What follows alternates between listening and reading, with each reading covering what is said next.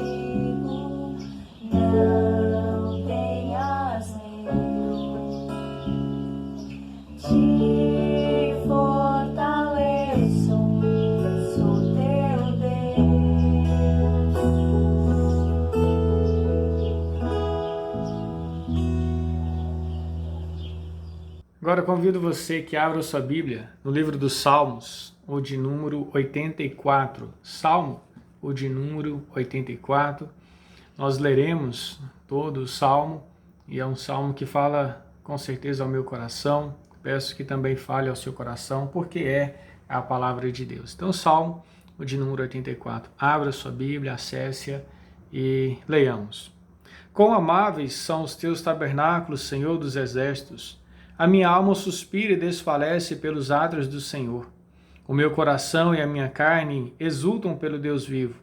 O pardal encontrou casa e a andorinha ninho para si, onde acolhe os seus filhotes, eu, os teus altares, Senhor dos exércitos, Rei meu e Deus meu. Bem-aventurados os que habitam em tua casa, louvam-te perpetuamente. Bem-aventurado o homem cuja força está em ti, em cujo coração se encontram os caminhos aplanados, o qual, passando pelo vale árido, faz dele um manancial de bênçãos, o cobre a primeira chuva. Vão indo de força em força, cada um deles aparece diante de Deus em Sião. Senhor Deus dos exércitos, escuta minha oração. Presta ouvidos, ó Deus de Jacó. Olha, ó Deus, escudo nosso, e contempla o rosto do teu ungido, pois um dia nos teus átrios vale mais que 1000. Prefiro estar à porta da casa do meu Deus, a permanecer nas tendas da perversidade. Porque o Senhor Deus é sol e escudo, o Senhor dá graça e glória. Nenhum bem sonega aos que andam retamente. Ó Senhor dos exércitos, feliz o homem que em ti confia. O salmista, aqui, ele inicia dizendo que quão amáveis, né, são os tabernáculos, quão amáveis o ato de estar na casa do Senhor. Então o salmista ele vai descrever esse desejo, né, que ele tinha, que a alma dele, no verso 3 vai dizer, a minha alma suspira, né, e desfalece pelos atos do Senhor, dando a ideia de que a alma dele se alegrava, a alma dele desejava, anelava em estar na presença do Senhor dentro da casa dele. Meus irmãos, nós sabemos que é maravilhoso nós estarmos na casa do Senhor. Sabemos que nós somos o templo do Espírito Santo de Deus. Isso é fato. Mas estarmos também na casa do Senhor, em comunhão com os irmãos, estarmos ali juntos, né, cultuando ao Senhor, isso é maravilhoso e esse é o desejo do nosso coração, que isso aconteça o quanto antes, certo? De estarmos na casa do Senhor. Nesse domingo, 7 de junho de 2020, a nossa igreja, nós estamos agora retornando com a graça do Senhor para o culto presencial. É lógico que teremos aí uma quantidade de pessoas menores, teremos várias e diversas restrições, certo? Com o que diz respeito à nossa convivência ali. No entanto, é maravilhoso, querido, estarmos na casa do Senhor, estarmos retornando, né, para o templo físico e ali estarmos, mesmo que com algumas restrições, cultuando ao Senhor juntos. Então vamos trazer uma palavra de adoração ao Senhor.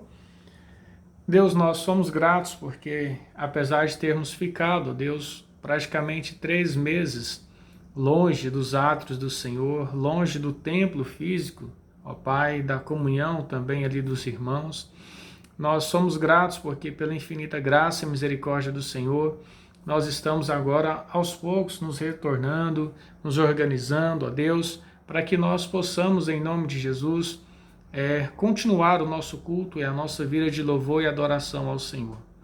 Ó Pai, nós rogamos que o Teu Santo Espírito possa dar a nós o desejo mesmo de estar na casa do Senhor, como o salmista diz no verso 10, que ele prefere estar na porta da casa do Senhor do que permanecer 1000 dias nas tendas da perversidade.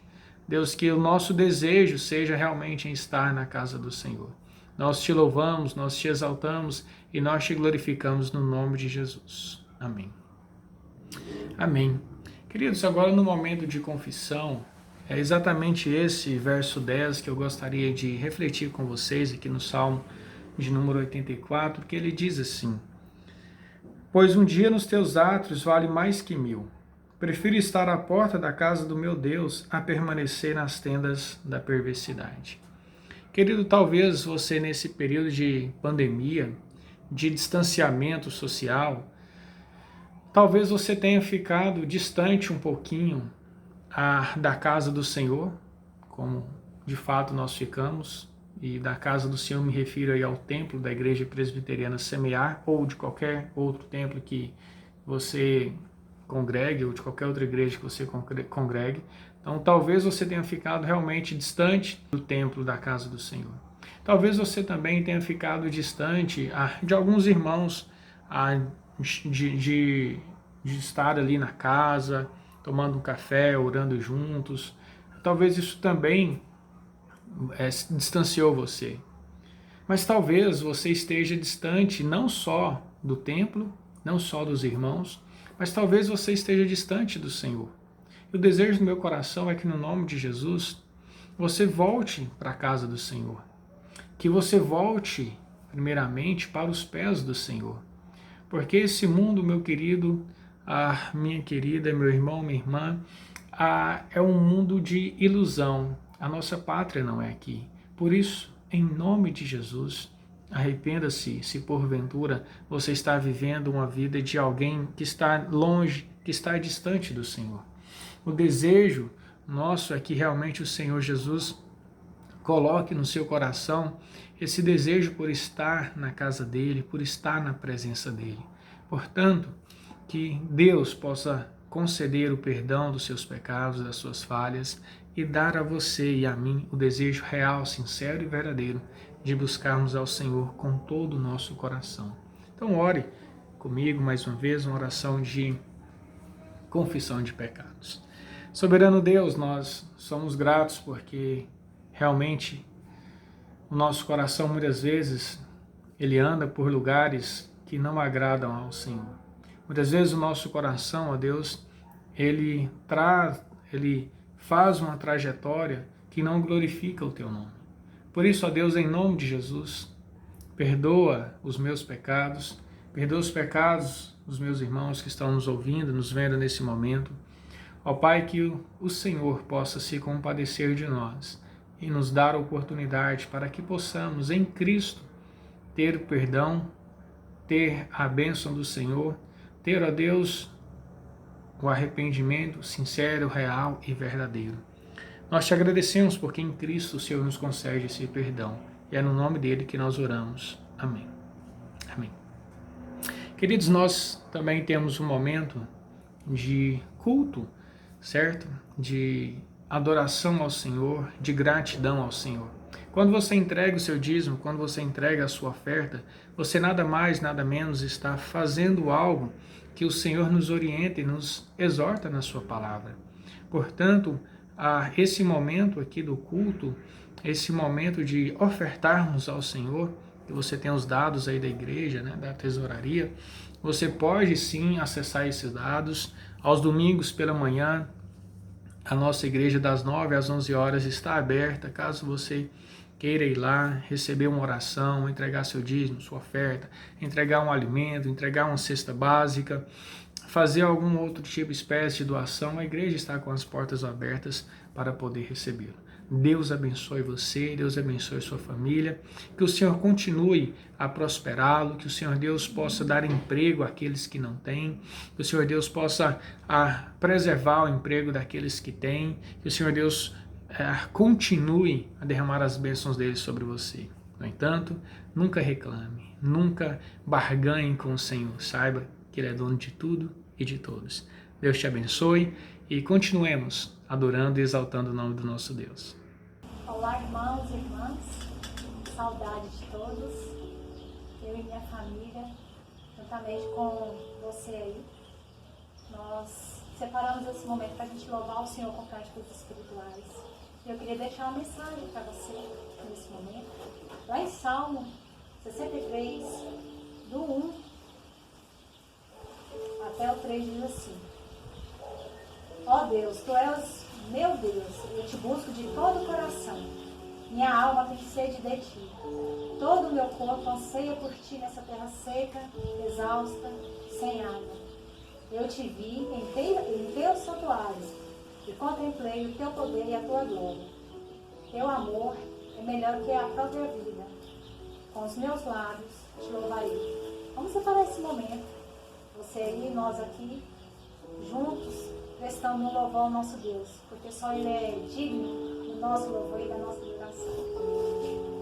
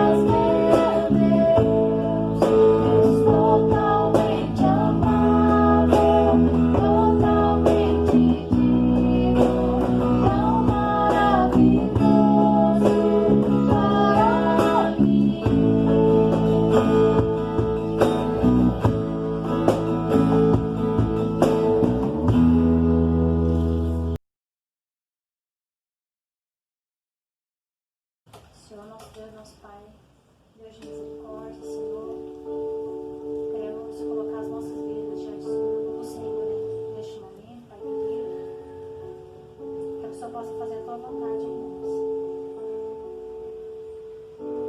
Que realmente nossos pés estão nessa terra, mas os nossos olhos possam estar voltados, Senhor, a Ti, no céu e no real de por vir, o que o Senhor tem preparado para cada um de nós. Aquieta, Senhor, o coração daqueles que estão ansiosos. Firme os olhos, Senhor, daqueles que estão com seus pensamentos, Senhor, no passado. Que cada um de nós, Senhor, possamos estar focado em Jesus Cristo, naquilo que Ele fez por nós e aquilo que o Senhor fará também por nós. O sangue de Cristo Jesus não foi derramado em vão. Ele nos lavou, Ele nos purifica de todo o pecado. Ele levou consigo todas as nossas dores e as nossas enfermidades. Hoje somos novas criaturas. O Senhor nos deu vestes novas. O velho homem que havia em nós, Senhor, neste momento nós queremos enterrá-lo, para que o Senhor venha transbordar, resplandecer em nossas vidas. Abençoe a vida de cada irmão, abençoe este culto, Senhor, nos edifique com a Tua palavra, hoje e sempre. Amém. Agora, nesse momento de reflexão, peço que você abra sua Bíblia no livro, ou na carta que o apóstolo Paulo escreveu aos Romanos. Antes da pandemia, nós estávamos estudando, a epístola de Paulo aos Romanos, e agora daremos continuidade. Romanos, capítulo 10, verso 1 ao verso 4. Vamos lá? Romanos 10, verso 1 ao verso 4.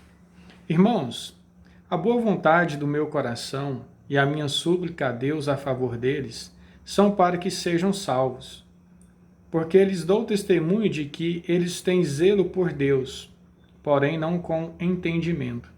Porquanto, desconhecendo a justiça de Deus e procurando estabelecer a sua própria, não se sujeitaram à que vem de Deus. Porque o fim da lei é Cristo, para a justiça de todo aquele que crê. Amém. Que o Senhor Deus nos ajude para que, no nome de Cristo, nós possamos sim entender, compreender e aprender o que Ele tem para nós por meio dessa palavra. Vamos orar mais uma vez ao Senhor? Soberano Deus, nós somos gratos, ó Pai, porque estamos agora nesse momento, ó Deus, o qual nós iremos refletir a respeito da Tua palavra. Ó Deus, são ensinamentos que precisamos da iluminação do Senhor. Por isso, tire toda a distração, toda e qualquer situação que porventura possa nos impedir, ó Deus, de aprender a palavra do Senhor, de compreendê-la e, ó Deus, de trazê-la para os nossos corações. Que o Senhor fale conosco, apesar e a despeito de mim. Em nome de Jesus. Amém. Queridos, no início da liturgia de hoje, nós lemos o Salmo 84, e ali naquele salmo nós vemos o salmista que estava realmente com saudades do templo, de estar nos átrios do Senhor, na casa do Senhor. Como eu disse, nós que somos o templo do Espírito Santo de Deus, então o Espírito Santo de Deus habita em nós, isso é um ponto já certo. No entanto, o desejo do salmista era também estar nos átrios do Senhor, era também estar na casa do Senhor. E eu creio, com certeza, talvez você também esteja com vontade, com desejo de estar na casa do Senhor. Não há nada místico, não há nada assim de outro mundo no templo, certo? Não tem nada especial, porque nós é que somos o templo do Espírito. No entanto, nós compreendemos que esse culto solene, certo, ali com os irmãos, é algo que nós devemos desejar, de estar juntos, estar próximo, certo, com aquela comunhão santa, Então é muito bom. Mas a grande questão é que em breve, se Deus quiser, nós queremos estar sem nenhuma restrição. O desejo do nosso coração é que o nosso Deus resolva essa situação, essa pandemia a qual nós temos vivido, que tem nos privado de algumas coisas. No entanto, eu creio, queridos, que Deus ele permitiu, certo, que nós viéssemos a passar por essa situação para poder trazer, sim, com toda a absoluta certeza, eu creio, arrependimento aos nossos corações, para nos fazer voltar realmente para os pés da cruz de Cristo. Creio que Deus permitiu essa situação para que nós pudéssemos nos humilhar diante de Deus, diante dele, e também que nós possamos valorizar, certo, o templo. Talvez você não dava tanto valor a ir às escolas dominicais, a ir aos cultos, a ir às programações dos adolescentes, dos jovens, das crianças, dos adultos, dos idosos. Talvez você não valorizava tanto, mas que o Senhor possa ter trabalhado no seu coração no decorrer desse tempo e que você possa então ter tido a oportunidade de refletir sobre essas questões. No entanto, uma outra questão que eu quero trazer aqui nesse momento é que muitas das coisas que acontecem conosco é por causa da nossa responsabilidade, ou melhor, por causa da nossa irresponsabilidade. É ponto que desde Adão nós somos responsáveis pelos nossos atos, nós somos responsáveis pela nossa situação diante de Deus. Por isso não adianta nós culparmos fulano, ciclano e beltrano. Nós mesmos é que somos responsáveis pelos nossos atos. Então, nesse sentido, é que eu gostaria de meditar com os irmãos nessa noite sobre o tema: por que o homem é responsável por sua reprovação? Por que o homem é responsável por sua reprovação? Nós sabemos que o apóstolo Paulo, ele foi quem escreveu o livro ou a carta, aos Romanos. Nós sabemos também que ele desejava ir a Roma. Você pode ver isso em Romanos, no capítulo 1, verso 10 e no verso 11. Então, Paulo ele desejava ir a Roma, mas antes disso ele escreveu essa carta para que essa carta pudesse chegar até os romanos. E a grande questão é que Paulo, ele realmente desejava ir, mas ele não foi como ele gostaria. O ponto é que nós sabemos é que só no final da vida dele é que ele vai, certo? Mas ele vai preso. Mas o Senhor permitiu que essa carta que ele escreveu pudesse ter chegado até os romanos. E a forma que ele escreve essa carta é como se fosse uma espécie de um diálogo, que ele então vai fazendo algumas perguntas e vai respondendo para que é como se ele estivesse conversando, vamos dizer assim, com um romano de lá. Ele trata um assunto e vai elencando algumas outras perguntas para poder respondê-las. Nesse sentido, eu gostaria de primeiro revisar, e aí você vai acompanhar aí nos slides, algumas coisas que nós já vimos, certo? Nós já vimos, então eu vou trazer aspecto de revisão para que você relembre e traga à sua memória aquilo que nós já estudamos, para que nós possamos então dar sequência ao estudo desse maravilhoso livro, dessa maravilhosa palavra que é a palavra de Deus. Portanto, em Romanos, no capítulo 1, o apóstolo Paulo ali, ele trata a respeito da perdição dos gentios. Depois, em Romanos, no capítulo 2, ele fala a respeito da perdição dos judeus. Depois, em Romanos, no capítulo 3, ele fala a respeito da perdição de todos. E aqui, nesse momento, nós temos aquele texto bem conhecido, de Romanos 3, 23, pois todos pecaram e carecem da glória de Deus. Nós temos Romanos 4, que vai tratar a respeito, ou vai falar a respeito de como o homem ele é justificado pela fé. Depois, em Romanos 5, ele fala que mediante essa justificação, ou seja, mediante ou pelo motivo de Deus ter nos declarado justos por causa da fé que nós temos em Cristo, agora nós temos acesso a Deus, ou seja, nós podemos ir até Deus, nós não precisamos mais de intermediários, nós temos o perdão dos nossos pecados e nós também, então, fomos reconciliados com Deus. Uma vez que nós estávamos afastados de Deus, por meio de Cristo, agora nós somos reconciliados com Deus.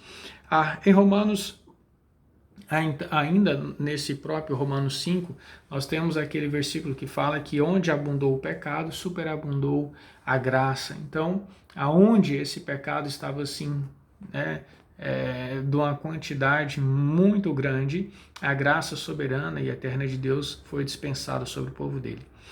Em Romanos 6, nós temos que a graça de Deus, então, ela nos liberta do domínio do pecado. O pecado não tem mais domínio sobre você, porque você é uma nova criatura, porque você é uma nova pessoa, porque você foi justificado, porque agora você foi declarado justo em Cristo. O pecado ele não tem mais domínio sobre você. Daí aquela ideia de que nós devemos entender que devemos viver uma vida de santificação sempre constante diante do Senhor. Por quê? Porque o pecado ele não tem mais autoridade sobre você. Você não é mais servo, não é mais escravo do pecado. Seja o pecado da prostituição, da pornografia, seja o pecado da idolatria, seja o pecado das obras da carne, que é a prostituição, impureza, lascívia, feitiçaria, inimizades, porfias, iras, invejas, bebedices, glutonarias. Nenhum desses pecados eles têm mais domínio sobre você, porque em Cristo você foi libertado, certo? E aí, então, Romanos 6 trata sobre isso. Romanos 7, nós temos que a graça de Deus nos liberta do domínio da lei. Nós aqui muito bem sabemos que quando o apóstolo Paulo ele se refere à lei de Deus aqui em Romanos, em todo o livro, ele está se referindo à lei de Deus quando ela trata exatamente ou mais explicitamente da lei moral, ou seja, dos 10 mandamentos. No entanto, nós sabemos, queridos, que essa lei de Deus no Antigo Testamento, ela era composta não só de 10 mandamentos, mas de 613 mandamentos, certo? E essa lei ela era composta pela lei civil, que era direcionada para toda a nação de Israel. Havia também as leis cerimoniais, que se referiam aos sacrifícios, às observâncias de dias, às observâncias de festas. Então essas eram as leis cerimoniais. E havia também a lei moral, que é a lei que se refere aos 10 mandamentos, certo? Isso é que nós ouvimos em Romanos no capítulo 7. Em Romanos no capítulo 8, nós observamos que a graça de Deus, ela nos dá o seu Espírito para que nós sirvamos a Ele em novidade de vida, ou seja, a graça de Deus nos dá condições para que venhamos agora viver como filhos de Deus, realmente com a vida de santidade, porque nós fomos predestinados, escolhidos, salvos, chamados pelo nosso Deus. Nós agora devemos viver em novidade de vida, ou seja, como filhos de Deus, como pessoas que são realmente, que foram realmente lavadas e remidas pelo sangue de Cristo. Portanto, as suas atitudes e as suas ações agora devem ser outras. Em Romanos, no capítulo 9, nós vemos a respeito do aspecto de que Deus ele é soberano, de que Ele está no comando, Ele está no controle de todas as coisas. Nesse sentido, Romanos ele vai trabalhar a respeito da soberania de Deus na salvação do homem. E nesse aspecto, nós chegamos a ver algumas coisas. Por exemplo, em Romanos, no capítulo 9, nos versos 1 ao verso 18, nós meditamos sobre o tema a escolha soberana de Deus. E, em primeiro lugar, nós vimos que em relação à escolha soberana de Deus, em primeiro lugar, a salvação não é pela vontade do homem. Vimos lá em Romanos 9, verso 1 ao verso 5, que nem Paulo e nem Moisés eles conseguiriam salvar alguém, ou seja, você também não vai conseguir. Se Paulo e nem Moisés conseguiram, você também não vai. Em segundo lugar, nós vimos que em relação à soberania de Deus, a salvação ela não é pela descendência étnica. Isso daí nós vimos do verso 6 ao verso 10, ou seja, não adianta você ser filho de pastor, filho da presidente da SAF, do presidente da UPH, não vai adiantar nada disso. Ou seja, você não é salvo pela descendência étnica. E em terceiro lugar, em relação à soberania de Deus, nós vimos que a salvação ela é uma prerrogativa soberana de Deus. Vimos isso nos versos 11 ao verso 18, ou seja, nesse ponto nós vimos que o Pai elegeu, o Filho redimiu, o Espírito Santo ele aplicou a obra redentiva dele em nossas vidas.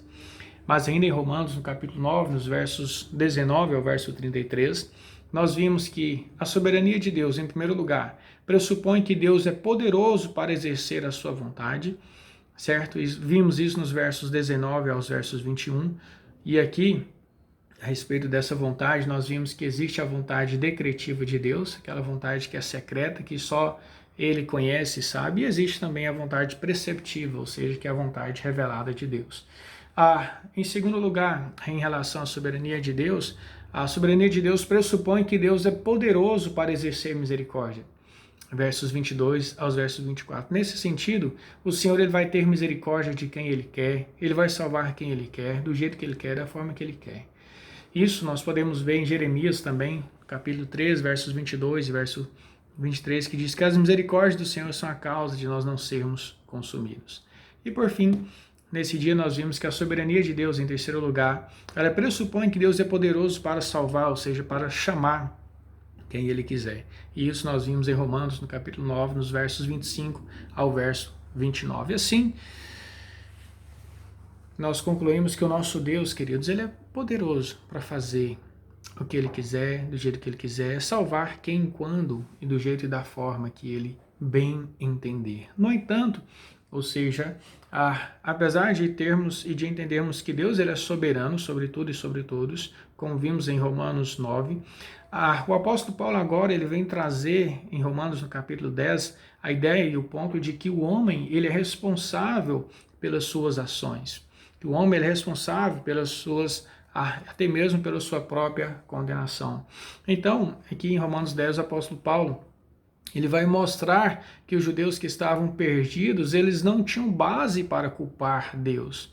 O orgulho espiritual deles fez com que eles viessem a pensar que as suas práticas religiosas eram boas e que essas práticas religiosas iriam qualificá-los para o céu.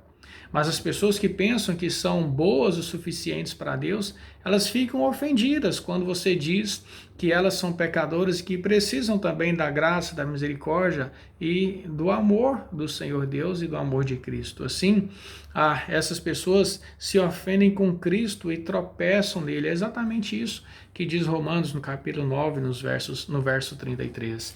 Então, aquele povo, aqueles judeus, eles estavam perdidos por causa da cegueira espiritual, por causa do pecado, por causa da descrença deles.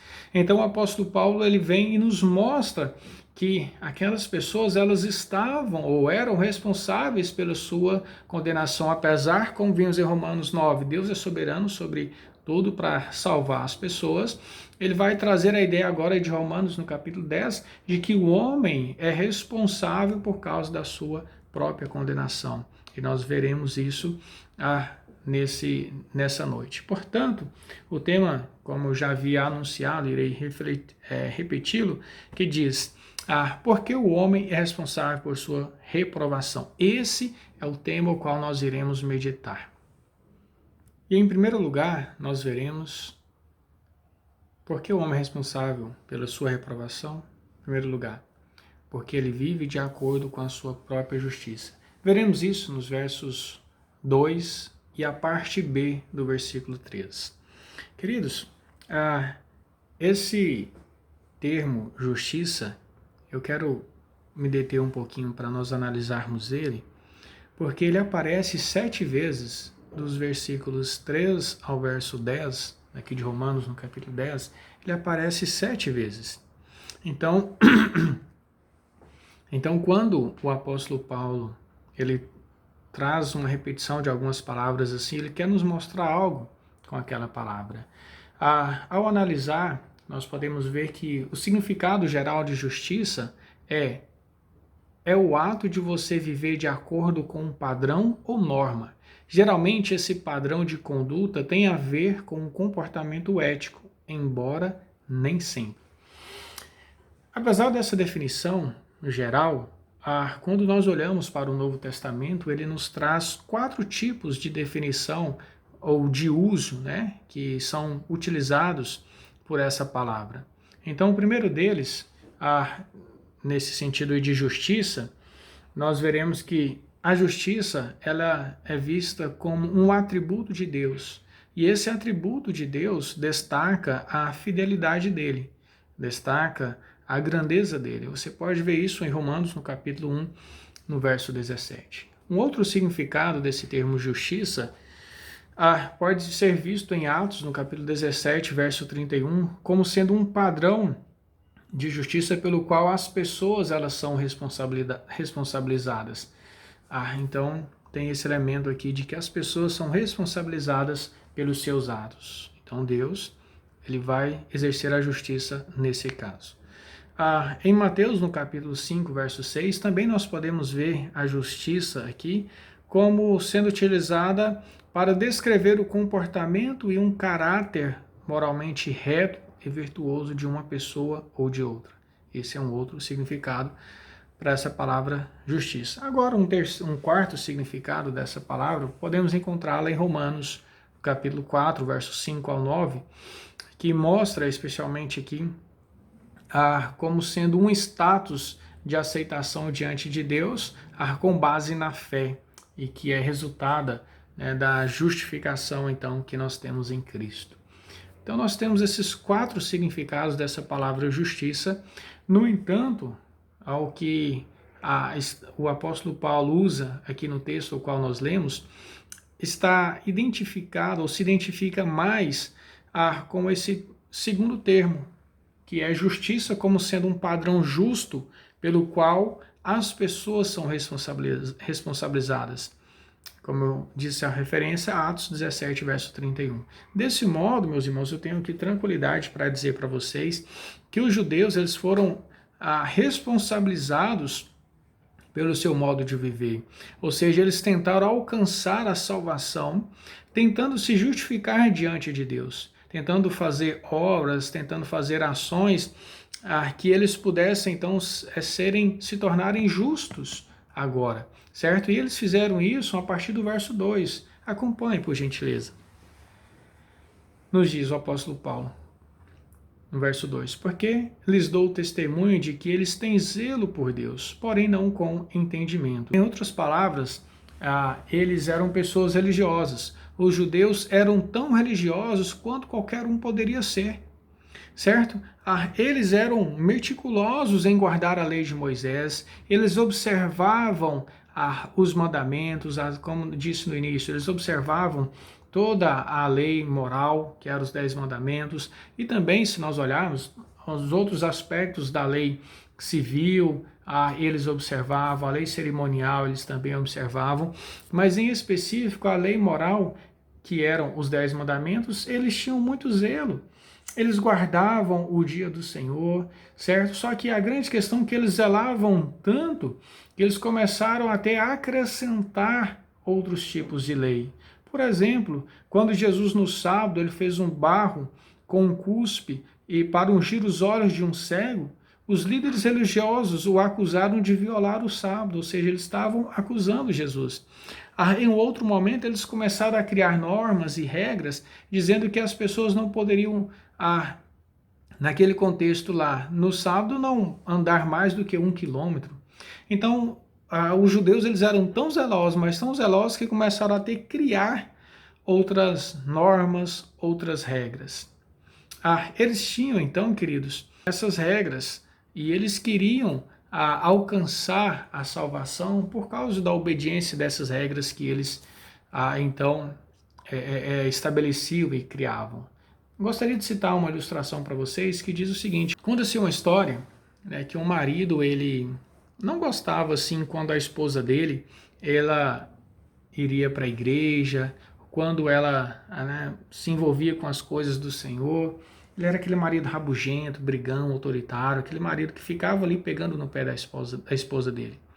Só que aconteceu que esse marido, ele veio a ficar doente e foi para o hospital. Só que quando ele foi lá para o hospital, ele chegou a conhecer o Evangelho. Ele teve a oportunidade de ouvir falar de Jesus. Alguém falou de Cristo para ele. E ele então se converteu, foi convertido, ele teve a sua vida mudada, transformada, ele não voltou para casa, o Senhor o recolheu. Para onde essa pessoa foi? Ela foi para o céu. Agora, tem um outro caso de que a esposa, né, desse marido era aquela mulher fervorosa, que ia na igreja de domingo a domingo, que participava de todas as atividades, que entregava seu dízimo, entregava suas ofertas, era professora, participava das programações de crianças, de jovens, de adolescentes, de adultos, de idosos, fazia tudo. Mas a grande questão é que aquela mulher, ela estava tão preocupada, mas tão preocupada com as coisas desse mundo, e ela estava assim tão preocupada em alcançar a sua salvação por causa das coisas que ela fazia, que ela também chegou a falecer. E eu pergunto para vocês, será que para onde que essa mulher foi? Será que a confiança dela para a salvação dela estava em ela obedecer alguns ritos, regras e normas? Ou era realmente em Cristo? Daquele homem, ou seja, do esposo dela, apesar dele ter sido uma pessoa que por um período da sua vida era inimiga do cristianismo, teve um momento real, sincero e verdadeiro de sua conversão. Nós podemos também nos lembrar do apóstolo Paulo. Ele perseguia a igreja, ele era um fariseu, era um homem que realmente seguia as normas e as regras do judaísmo. No entanto, Cristo apareceu a ele e ele teve a sua vida totalmente mudada e transformada. No entanto, quando nós olhamos aqui para esse contexto de Paulo aqui em Romanos, que ele escreve em Romanos 10, os judeus aqui, queridos, eles estavam se vangloriando, se orgulhando das normas e das regras que eles obedeciam, ou daquilo que eles faziam. Então, quando eles faziam, quando eles tentavam então obedecer à lei, fazer as coisas que precisavam ser feitas, eles nada mais, nada menos estavam achando que fazendo isso eles iriam alcançar a justiça deles. Eles iriam alcançar a salvação por causa da justiça deles. Então isso é errado, isso é pecaminoso diante do Senhor. Por isso, o próprio apóstolo Paulo fala que quem tenta fazer isso está vivendo uma religião vã. O apóstolo Paulo também nos diz isso em Gálatas, no capítulo 1, verso 13 e verso 14, que nos diz, vamos abrir lá, Gálatas,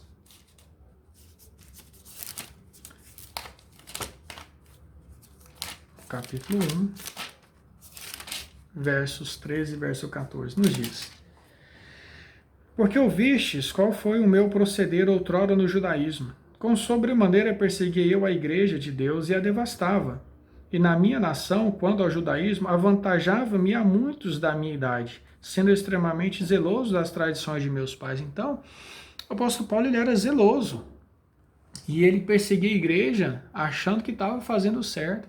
E esses judeus aqui, então, nesse contexto, eles faziam as coisas achando que estavam certos, faziam as coisas para serem salvos por causa do zelo que eles tinham.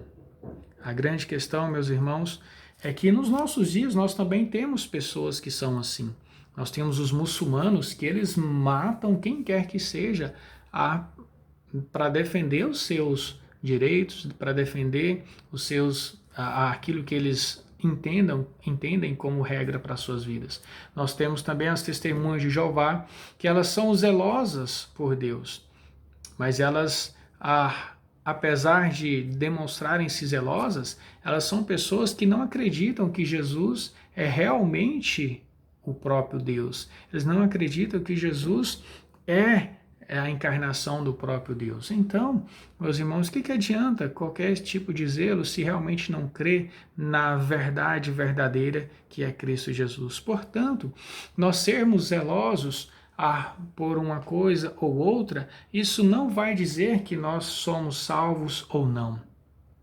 Aqueles judeus aqui nesse contexto, eles estavam colocando a fé, a esperança e a confiança neles, nessas regras, nessas normas, nessa justificação própria que eles tinham. Nós veremos que não é dessa forma, ou a forma pela qual nós seremos salvos e justificados. Então, nós estamos meditando sobre o tema. Por que o homem é responsável por sua reprovação? Em primeiro lugar, nós vimos porque ele vive de acordo com a sua própria justiça. Os judeus, eles viviam de acordo com a sua própria justiça. Eles achavam que obteriam, então, a salvação por obedecer e fazer as coisas de acordo com eles desejavam. No entanto, nós muito bem sabemos que ainda nos nossos dias existem muitas pessoas, muitos segmentos que se dizem ser religiosos, que procuram a salvação ou salvarem-se a si mesmo por meio das suas próprias justiças, ou seja, por meio das suas próprias obras. Mas, em segundo lugar, nós veremos por que o homem é responsável por sua reprovação? Em segundo lugar, porque não vive de acordo com a justiça de Deus. Nós veremos isso na parte A do versículo 3. Romanos 10, verso 3, nos diz: porquanto, desconhecendo a justiça de Deus e procurando estabelecer a sua própria, eles não se sujeitaram à justiça de Deus. Queridos, essa parte A aqui do versículo 3, não significa que os judeus eles não sabiam que Deus é justo. Qualquer pessoa ali do Antigo Testamento sabia que realmente Deus é justo. Ele está querendo dizer que os judeus não entenderam a justiça salvadora de Deus, a saber que ele atribui justiça àquele que acredita em seu substituto designado. O próprio apóstolo Paulo, ele vai nos mostrar isso quando ele fala a respeito da sua conversão, em Filipenses no capítulo 3, verso 9, que nos diz: não tendo minha própria justiça derivada da lei, mas a que é pela fé em Cristo, a justiça que vem de Deus com base na fé. Essa perfeita justiça, queridos, foi revelada também por Deus a Abraão, no capítulo 15, verso 6 de Gênesis, que nos diz: então ele, Abraão, creu no Senhor e ele considerou isso para ele como justiça. Ou seja, Deus imputou justiça em Abraão porque ele creu no próprio Deus. O apóstolo Paulo ainda, em Romanos, no capítulo 4, verso 3, ele vem e faz a exposição ali desse texto, de Romanos 4, 3, e vai falar um pouquinho mais a respeito dessa questão da justiça.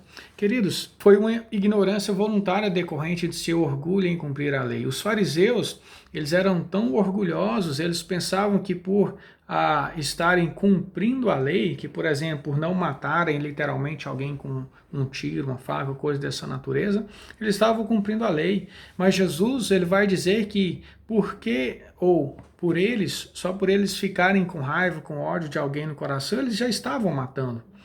Eles também se orgulhavam em não cometerem adultérios, trair literalmente a esposa, mas Jesus vem e fala o seguinte: olha, se você olha para uma mulher com intenção impura, você já adulterou com ela.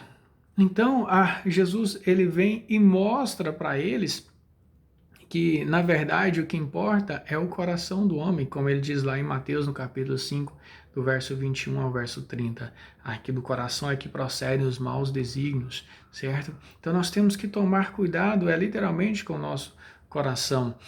E aqueles judeus, eles achavam que por eles observarem, ou acharem que estavam observando e cumprindo as suas regras, as leis, eles estavam fazendo alguma coisa que realmente agradava a Deus, quando na verdade o coração deles era distante do Senhor. Então, esse era o problema com os judeus orgulhosos daquela época. Eles não se sujeitaram à justiça de Deus. Para fazer isso, o que eles faziam? Eles teriam que admitir que eram pecadores.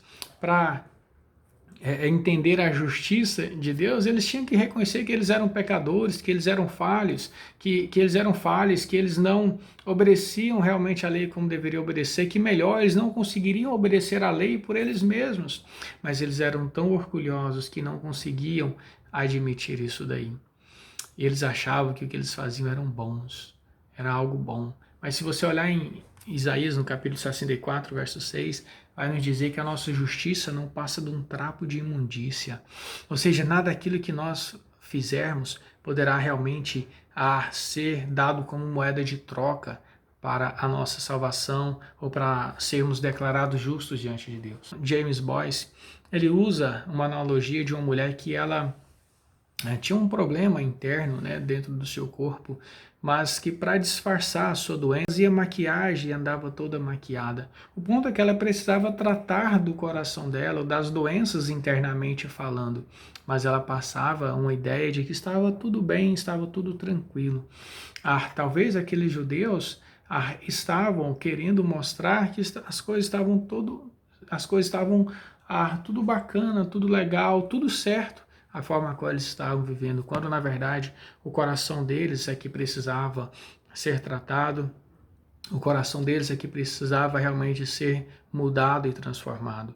Portanto, eles só se submeteriam à perfeita justiça de Deus quando eles entendessem esse aspecto de que era o coração deles que precisavam ser mudados, transformados, e de que quando realmente, de fato e de verdade, Cristo estivesse presente na vida dele. É que só em Cristo nós veremos, é que nós teremos condições agora de sermos declarados justos diante do Senhor ou de sermos justificados. Portanto, meus irmãos, todos aqueles, seja os judeus, ou seja eu ou você, qualquer pessoa que não viva segundo a justiça de Deus, essa pessoa ou essas pessoas serão reprovadas e serão condenadas.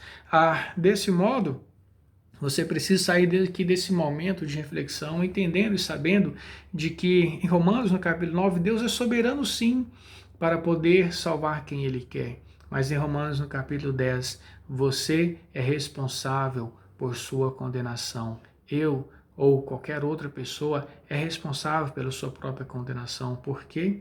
Em primeiro lugar, nós vimos, porque nós somos responsáveis pela nossa condenação, porque em primeiro lugar, essa pessoa, ela vive de acordo com a sua própria justiça, ou seja, não vive de acordo com a justiça de Deus, e porque ela não vive a justiça de acordo com a justiça de Deus é o segundo ponto. Para concluir essa mensagem, o apóstolo Paulo agora ele vem e utiliza o versículo 4 de Romanos, no capítulo 10, que diz: porque o fim da lei é Cristo para a justiça de todo aquele que crê. Este é um verso maravilhoso, querido, mas infelizmente é um dos versos mais disputados em toda a carta do apóstolo Paulo. O problema é que a palavra fim, ela traz também algumas conotações diferentes. Por exemplo, pode significar término, pode significar, essa palavra fim pode ter uma finalidade de objetivo, né?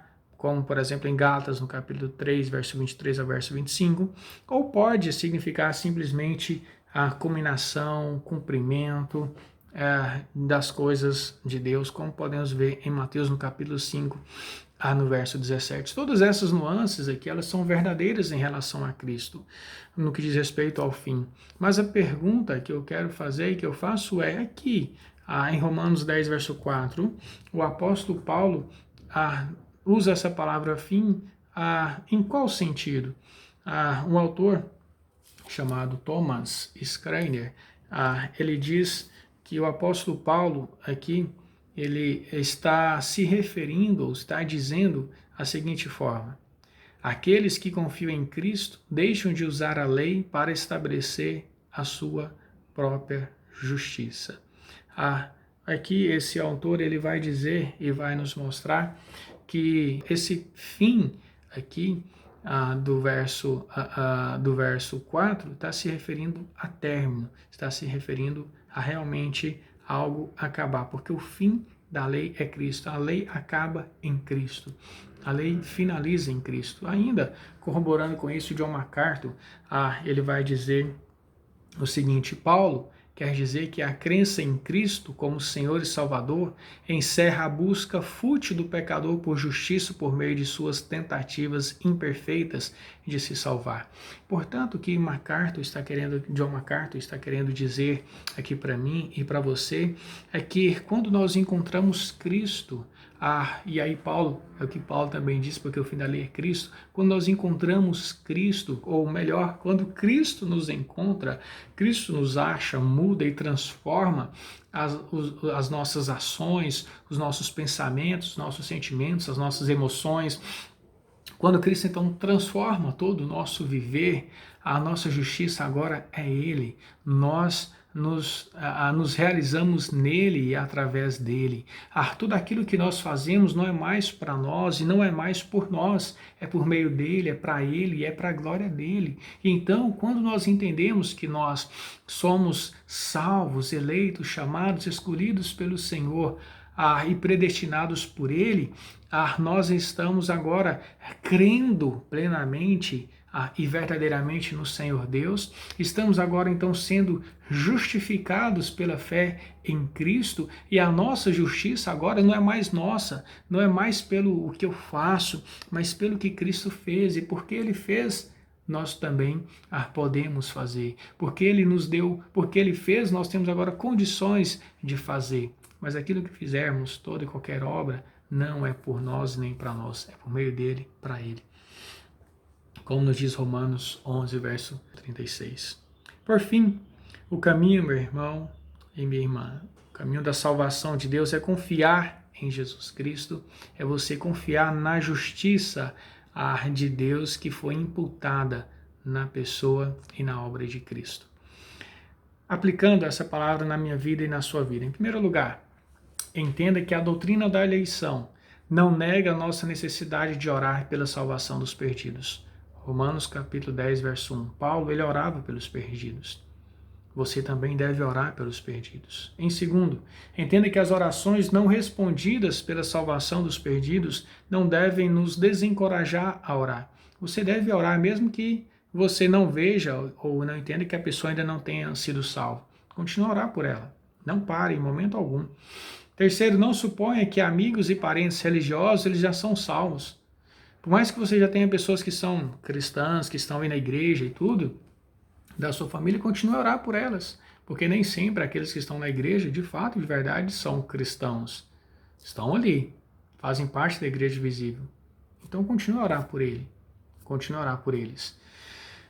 Em quarto, ore especialmente pela salvação daqueles que foram maus com você. Se você olhar em Romanos no capítulo 10, verso 1, Paulo orava pelos judeus, os judeus perseguiram ele, os judeus maltrataram ele, fizeram coisas ruins com ele. E ele ainda assim orou por eles. Ore também, meus irmãos, pelos seus inimigos. Você tem orado pelos seus inimigos? Você tem orado para aquelas pessoas que te perseguem? Pense nisso, reflita e muda suas ações.